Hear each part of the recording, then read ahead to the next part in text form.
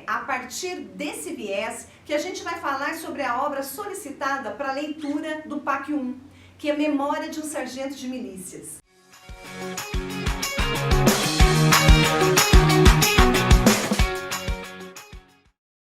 Memória de um Sargento de Milícias é uma obra que ela se enquadraria mais no realismo, que é a escola de final do século XIX, do que no romantismo propriamente dito. Por que isso, professora? Porque, na verdade, nós não temos um herói que é o modelo do romantismo, um herói corajoso, um herói de um caráter ilibado, que nunca faz nada de errado. Surge pela primeira vez na literatura brasileira um herói ao contrário. É um herói que é picaresco, aquele que faz tudo errado, aquele que subverte, é aquele malandro brasileiro que entra em cena. Esse livro foi escrito em 1854 por Manuel Antônio de Almeida e tem um diferencial. Enquanto o romantismo focaliza classes burguesas, os bem-nascidos, as mocinhas e os mocinhos, esse romance ele vai retratar a periferia do Rio de Janeiro. Mas é um Rio de Janeiro nos tempos do rei Dom João VI.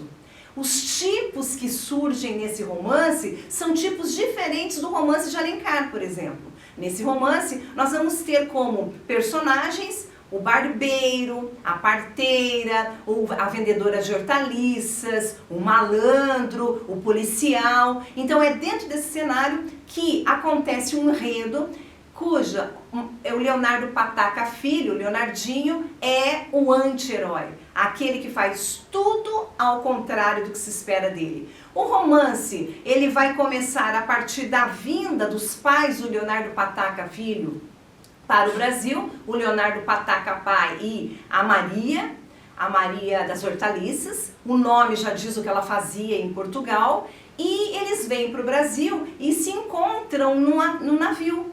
E nesse navio surge, né, um empurrão e um beliscão e começa um caso amoroso. Corta toda aquela idealização do cupido romântico. Então, de um empurrão e uma beliscadela, nasce o Leonardo. Então, quando chegam aqui no Brasil, a Maria das Hortaliças está grávida. Eles ficam juntos, eles não se casam, e aí, passado algum tempo, nasce o menino Leonardo.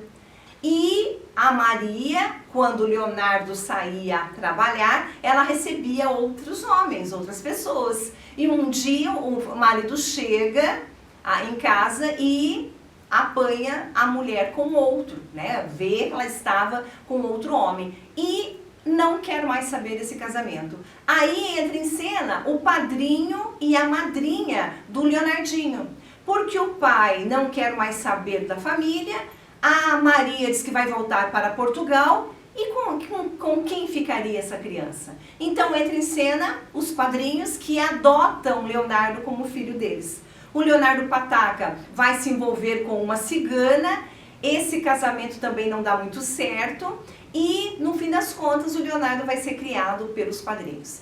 O menino cresce, é muito terrível, é muito sapeca, o barbeiro, que é pai dele, estimula-o a estudar, ele vai na escola, não consegue ler, 2 anos de escola ele não consegue, daí ele resolve enviar o menino, digamos assim, a um convento, a um seminário. O menino não quer ir, mas ele vai e fala com uma amiga da mulher dele, era uma vizinha, Dona Maria, para ver se o padre aceitava o Leonardinho como sacristão. E isso acontece. Como o Leonardinho não queria nada, com nada, ele vai, mas ele descobre uma coisa bem complicada. Ele vai descobrir que esse padre tem um caso com a cigana, que é mulher do pai dele. E ele arma tudo e esse padre é desmoralizado e o Leonardo não pode mais ficar como um sacristão. E aí, quando o jovenzinho, né, nessa parte que eu estou contando do livro, ele se encanta pela vizinha, que é a Luizinha.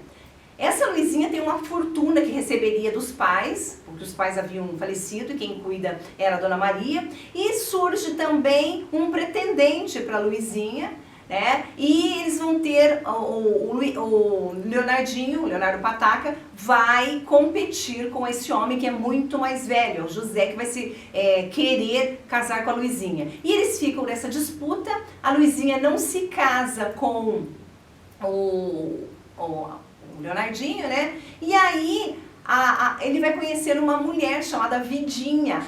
A Vidinha era uma moça muito dada, né? Hoje ela ficaria com todo mundo e ele vai morar um tempo na casa da Vidinha, mas tinha uns primos lá que moravam nessa casa que também tinham interesse na Vidinha. Dá outra confusão, tocam o Leonardo de casa e ele volta novamente para a casa da dona, da comadre, que é a parteira, que criou ele. E aí a comadre vai pedir para que a Dona Maria consiga um emprego nas milícias, lá no exército ali. E ele vai conseguir um emprego na Uxaria Real. O que acontece com o Leonardo? Ele se envolve com a mulher do chefe. Ele se envolve com a mulher do chefe e a mulher do chefe, o chefe descobre, né? E daquela confusão, ele é mandado embora do emprego e a Dona Maria também, mas não é possível, esse rapaz não para em lugar nenhum, que pena da minha amiga, e resolve conversar com o Major Vidigal, que era um delegado que cuidava da justiça do bairro. O Major Vidigal, de jeito nenhum, esse cara não vale nada, mas enfim, como é pedido da minha amiga, eu vou conseguir alguma coisa para ele. O trabalho dele seria ficar procurando onde estariam as pessoas de má índole e entregaria para a polícia, para as milícias. Só que a maioria das pessoas de má índole era amiga dele, então ele não entregava ninguém. O Major Vidigal descobre, né, e manda ele embora. Só que aí acontece uma coisa estranha. A Dona Maria diz o seguinte: olha, eu sei como recuperar o emprego do Leonardinho. Tem uma amiga minha, muito amiga, que se chama Maria Regalada. E eu não sei o que ela tem com o Major Vidigal, mas eu vou dar um toque nela e a gente vai recuperar esse emprego. Vai todo mundo lá conversar com o Major Vidigal e a Maria Regalada chega no ouvidinho lá do Major Vidigal, diz alguma coisa.